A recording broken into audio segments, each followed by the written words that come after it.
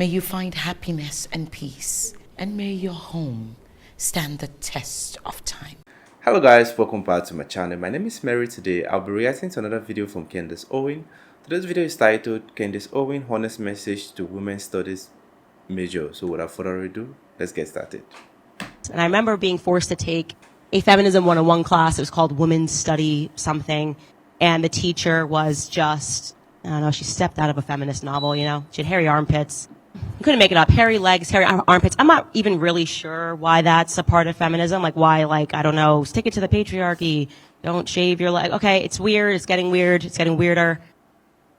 And this was one of those classes where I think I was maybe one of 3 people who didn't, choose to be in that class, meaning that the rest of them were majoring in women's studies. They were just nodding and they all looked like her. Feminism does today tend to have a look, you know, this modern feminism tends to have a little bit of a look. And part of it is believing that you shouldn't have to be attractive and men created that. And that is exactly what I was being taught in this feminism class, that basically virtually every system in the world was created by men, and anytime women felt subjugated, you could always point to men. And she would talk about topics like, you know, a little bit of anything. She could have lost her keys in the morning, and my professor would have been like, you know, who created the key? Some guy named Alfred created the key. Very hard to find in the couches. Men did this, the patriarchy. You know. Patriarchy just hiding behind everywhere at all times. And I remember sitting in this class just thinking it was kind of weird, because while I did really want to be a feminist because the word felt so good and it felt so powerful, I just didn't think it was plausible that every single thing that women were living through could be traced back to men. And there was this one class where we really got into it. Me and the professor, she hated me because I was always, even though I was a liberal, I was still Candace Owenss, meaning that I liked to just prod the narrative. You know, I want to learn. I'm actually, if anything, I'm just really curious about things. I'm really curious, and you can make a lot of people angry just by being curious. Just by asking questions. Suddenly they freak out and a defense goes up and you're being called a name. And she called me names. She said to me in one class, we were talking about eating disorders. And this particular problem, she's talking about eating disorders, and someone did say it was because of the patriarchy, and then she said yes, and that's because men own the advertisement agencies. And that just never really passed the sniff test for me, because I've been a girl. And I know how it works. Mean Girls, the movie, that is real life. That is a documentary, right? Women can be pretty catty to each other. Let's just be real, okay? We've all been the victims and the oppressors, ladies. It's just the way women were wired more for gossip, and we're just not that nice to each other in those angsty teenage years, I would say. And it's really because women are really insecure and kind of offsetting it. And so I was going, no, a lot of mean girls in the world.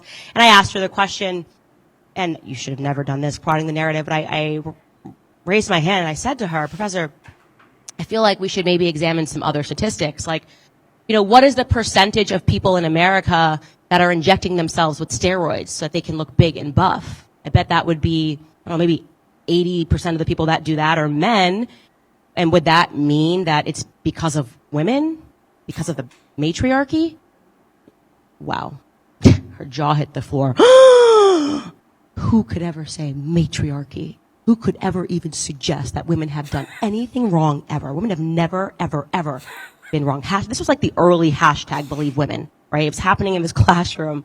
And I just kind of pushed back. I was like, you know, I'm not trying to insinuate anything. I just think that we should be thinking a little more critically here. Everything can't be the fault of men. And she said to me, Candace, it feels like you were sent to me from the men's department. I will never forget that line, because it's such a wacky thing to say. And by the way, why isn't there a men's department? There's a women's studies. Why isn't there a male studies department if we want to talk about equality, you know? But I didn't say that. I said to her, ma'am, I feel like I genuinely was just sent to you from the common sense department. And I'm certain she never forgot that.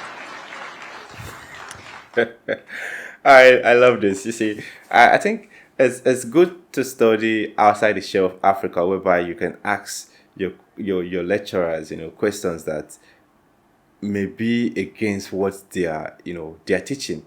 Because, you know, most times we are afraid to do this in Nigeria, let's say, or in Ghana, you know, where I school. You know, you can ask them questions, but you don't kind of make them feel like what they are teaching you is garbage. You see, and I think that is the joy of being in a country whereby you have free speech and where people respect your free speech. You know, they don't end up failing you simply because you are telling them the truth.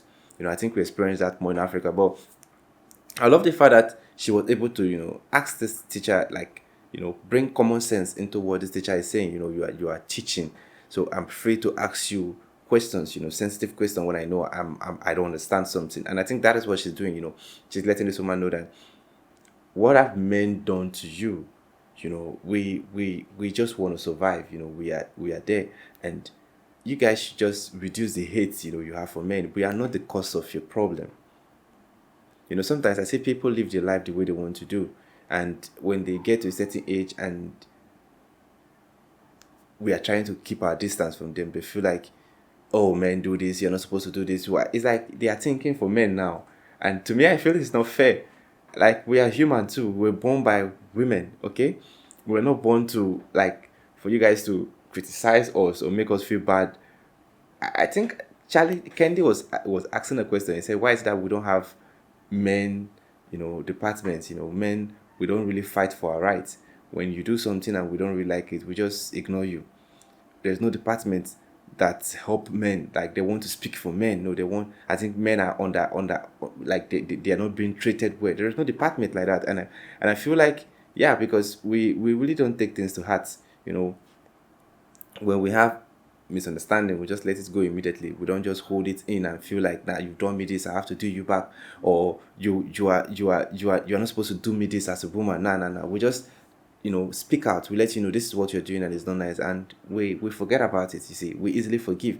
And I think I don't judge women by how they see things, because we are all built differently.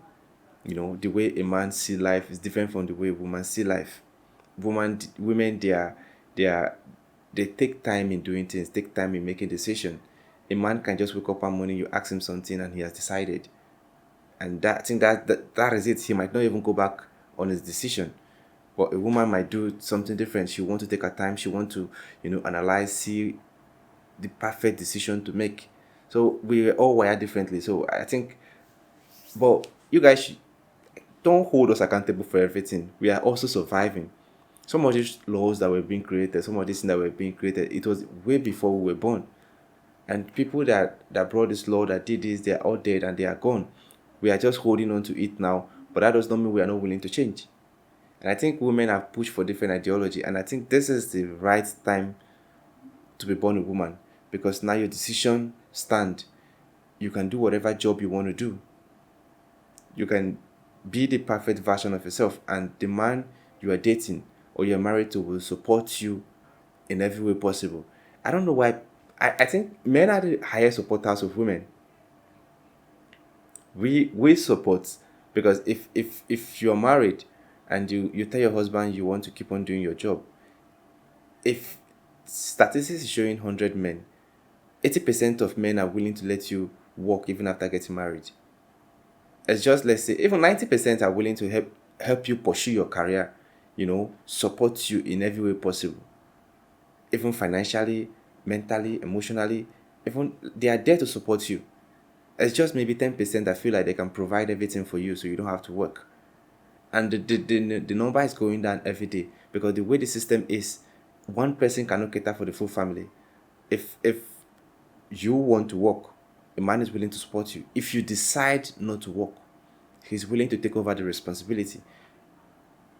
So you women are in a situation whereby they can decide to do whatever they want to do, and whichever decision they take, we will surely support that decision.